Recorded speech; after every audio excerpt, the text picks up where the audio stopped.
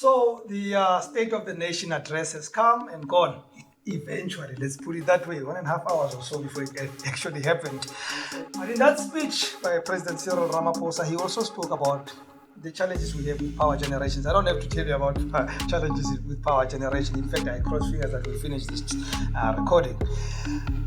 And he then spoke about solutions for renewable energy solutions. And in there we thought there are things to talk about, because it means if you run a business, there could be something that speaks to you that will help your business to run with more reliability.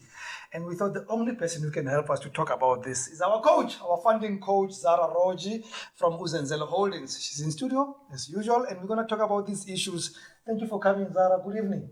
Good evening. Good to be here. Yeah, and I'm glad that we can finally talk about the State of the Nation address that finally happened. It finally happened. But, just for the purposes of our viewers and listeners, what are we talking about when we talk about renewable energy? What is it?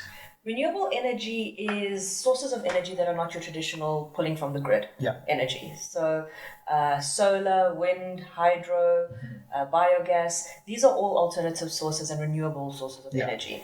And that's essentially what we're talking about in this. And that's what the president was speaking about in Sona, where he said, there's going to be an opening up of allowing businesses to generate their own power. Why is that important? It's important. Well, there's two aspects. One being, of course, the fact that we're dealing with load shedding. Every South African understands and knows what the effects of that are and the extent of it. Yes, last week your show was delayed by a day. Full day. Because of load shedding, and you couldn't do the technical things you needed to do and needed power for. But now, take that to a manufacturing business, which can't delay by a day to get their show out, because their client is waiting for product, and you've got a day, and you'll be penalized if you don't come in time, or your order might be cancelled, or all sorts of implications for manufacturing, especially. Yeah. So the impact of what the president said is quite significant. It's also renewable energy is also important in terms of not just your power security in terms of the availability of power, but your price of power. The price of electricity is going up every year, significantly. Yes. And so businesses are having to deal with increased cost of electricity, and that impacts their entire processes, their value chain, their prices, their margins, and in many cases their sustainability. One interesting thing and very important thing that President Ramaphosa spoke about was that there's going to be an opening up of the extent of own power generation that's allowed. So previously, businesses could do up to 1 megawatt. All right? That was relatively simple. Yeah. Now, what the president has said is industry is going to be allowed to manufacture over 1 megawatt of their own and is this unlimited? Of their own electricity. Whether it's unlimited or not, now we're going to have to see how all of this unfolds, because legislation at the moment is, in terms of own power generation, you are limited to 1 megawatt. Is this, I suppose, I don't even have to ask it that way. I'm sure this is also then good for investors. If I'm going to invest in your business or in this country, I need to have comfort that there's reliability of energy generation. Absolutely. The impact of that is significant, and certainly more and more financiers, investors are looking to businesses when they analyze the future projections and the sustainability of the business. They're looking at these businesses and also saying, how important is electricity and power availability to your business? And if it's important, how are you mitigating this risk? Yeah. The reality in South Africa is, and we've heard it over and over again recently, is that in order to get the power stations up and the maintenance that's required on them, to get them up to scratch and to stop load shedding and these issues from happening, we're dealing with at least 18 months of load shedding.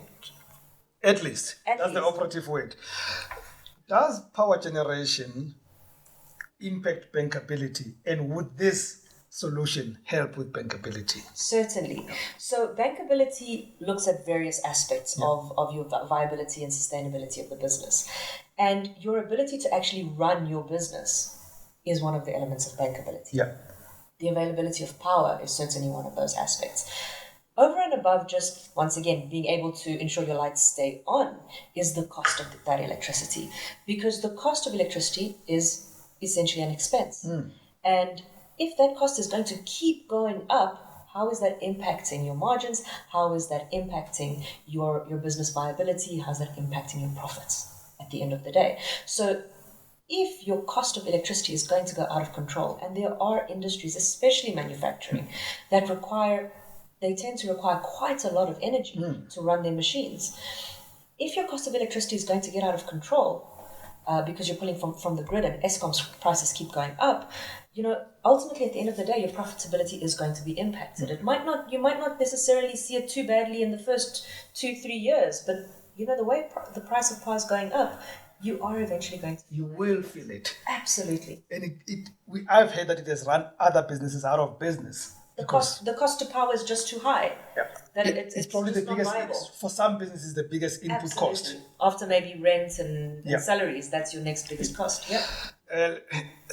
So, look, one of the reasons we have you here, and one of the one thing I get questioned about all my life, whether because I do this or for my sins in life, is people ask about funding. So let's talk about, firstly, the funding options around renewable energy. What is out there? What can I look out to if I run a business and I want to then generate my own power? Okay, so there's a few different options. Some of them are funding options, others are saving options. Yes, let's start with saving. Let's start with I'd like saving. to say first. So tax incentives, right? Let's save what we already have.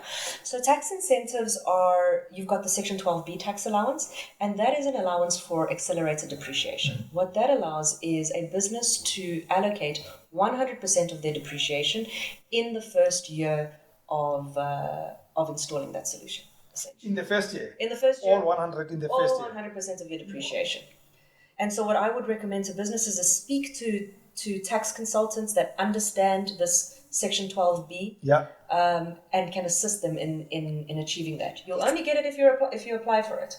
It is huge, though. It is very significant. It's significant. Of course it's significant. You're talking about a tax saving. So while it might not be funding coming into your business, it's money you're not There's paying no out. better funding than the money I keep in the bank. That's the greatest funding I can ever ask for. Exactly. Any other incentives? There's the Section 12L, the Energy Efficiency Tax Allowance. And that's for a deduction of 95 cents per kilowatt hour of energy consumption saved through renewable sources. Once again, I'm going to say, bring in the professionals that understand how to actually calculate all of this. But there again, you're talking about a saving, a deduction. And by the way, that's also very good. Something that I would have not thought about, and it just came into my head. It's also good for becoming a green country, becoming a clean country. Absolutely. That's what we're incentivizing yes. here. In all of this, the incentive is not to stop pulling electricity from Eskom. The incentive is to reduce the carbon footprint and to become more green. Then, what everybody's always interested in, and also because there's money out there, it's grants. Absolutely. What is out there? So, in terms of grants, if you're looking specifically for your energy, your renewable energy solutions, there's what we call the GTIP. We like to work in acronyms. Oh, yes. Okay? The Green Tourism Incentive Program. And that is an initiative by the Department of Tourism together with the IDC. The IDC is administrating the fund, and the NCPC, the National Cleaner Production Council. I'm going to be so educated by the time you leave here. I'm telling you, even I have to remember what all of these things stand for. So I apologize if I got a word wrong here or there. But essentially what that is a grant for the implementation of renewable energy and energy efficiency solutions in tourism businesses. So hotels, tourist attractions, places where tourists go. If they are looking to improve their energy consumption through renewable sources and efficient sources, what that is the opportunity for up to R1 million in funding. And always cost sharing. There it's anywhere from 10% to 90%. Depending on where you fall on their scoring, but up to R1 million to help you implement those solutions.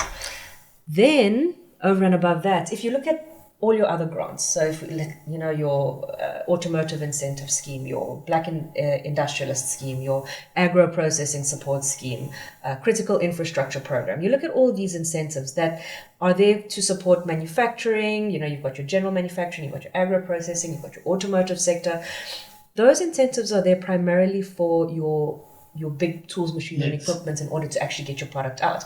But in that, you can also fund your energy efficiency and renewable energy Inside solutions those funding instruments. within that instrument. Yes. So what a lot of businesses fail to understand and essentially leave money on the table is, you go and you apply, for example, to the Black Industrialist Scheme for your big machine that's going to cost you 20 or 30 million rand. You forget to apply for all the extra things that you can. Extra tools, extra equipment, and in that, solar energy. So, for example, we had a client that did, Black Industrialist Scheme application. They were awarded 50% of their capital expenditure requirements. Included in those capital expenditure requirements was 3 to 4 million rand of solar PV solution. And because they qualified at 50%, they got approximately 1.5 to 2 million rand of that funded as a grant. Yes, you have to know. Interestingly enough, in a lot of these funds as well, there's a scorecard to determine what percentage of grant you're going to get. And if you are implementing green solutions, it helps improve your score. So you're upping your score to get a better percentage, and you're also getting your solution funded. So loans, and I'm going to preface the loans with two questions I got from people. We ask people on Facebook to ask questions so that when you come here, we've got questions from people who are already viewing our program. Gregory Tibani asked who to approach for funding and talks specifically for loans. And then in the same space, Lunga Masinga wants to know, is there funding for startups? And in this particular case, for those who want to produce renewable energy. Okay. Yeah. So let's deal with these two things somewhat separately. So if you're looking to essentially be a power producer and sell back to municipality or ESCOM, startup is not the issue. The issue is bankability. Mm-hmm. So once again, do you have all your licensing, your contracts, all of that in place? So if you want to put up a solar farm or a wind farm or whatever it happens to be, do you have the land? Has land been allocated to do that? Has it been approved that the solution can be done on that land? Has the municipality given you an offtake to say, if you produce this power, we will buy it from you, and at what price? So that you can determine the bankability and viability. If you've got all the requirements in place, except for the funding, there's funders out there locally and internationally to fund these projects. So that's not a problem. Being a startup isn't a problem there. When you look at businesses that are not trying to sell power, but rather generate power for themselves, whether again you're a startup or not, understanding the bankability of the project. Yeah. So here you're looking at supplementing your power with a renewable source. And in that case, the latter case, my books will speak for me, that I've got an ability to pay back. Correct. It shows that if you gave me this 10 million rand loan, figuratively speaking, I'm already generating enough money to be able to pay for it. Or I will be if it's a startup, yes. Interesting thing about loans and where funding for renewable energy can be sourced is just about every financier on the market will fund renewable energy, provided it's viable. And what a lot of businesses don't realize is that investing in renewable energy, initially there's a cost to it, but essentially you're investing in an asset, right? And an asset that's going to produce power for you. A good test to determine whether or not it makes sense to invest in renewable energy is to figure out how much are you spending, and that's simple. You look at your bill. How much are you spending on power? Yeah. From that, you see what will my repayments on a solar, for example. I keep going to solar because it's the simplest thing. The simplest one. It's what most everybody knows solar, and it's what most people have implemented and are implementing. So you say, okay, so what is the cost of these solar panels going to be? The whole system going to be? Essentially, if I replace this, can I redirect my spend on my normal electricity to paying for this asset? If the answer is yes, it's really quite simple, and just go get basic asset finance from your bank. There's also the Sunref loan that's being administered by the IDC, and it's a fund that's being funded from overseas. It's about $60 million that has been made available to assist businesses finance renewable energy solutions in any sector. Gee, look, this is the reason why we have Zahra here and Uzenzele. It's because you and I could be running our own businesses and are amazing technicians in what we do. Or we have amazing ideas like some of the listeners who ask the questions. But we don't know the intricacies when it comes to really how to get the funding, how do we structure it, how do we make it work and make it bankable. And that's why she exists. So I suggest that, post this conversation, you speak to them, you find out how you can do it. They can tailor make it to make it fundable. And I suppose you can also tell them when it doesn't work. We certainly do. So how do they find you? On all your social media platforms. We're on Twitter, we're on Facebook, we're on LinkedIn, Uzenzele and Uzenzele Holdings. You can call our offices on 012-346-5174. The best way remains to get in touch with us via our website. If you log on to our website at www.uzenzele.com, there's an online form there. We ask you to populate that with some relatively basic information. It's very quick. We'll take you 2 minutes to do.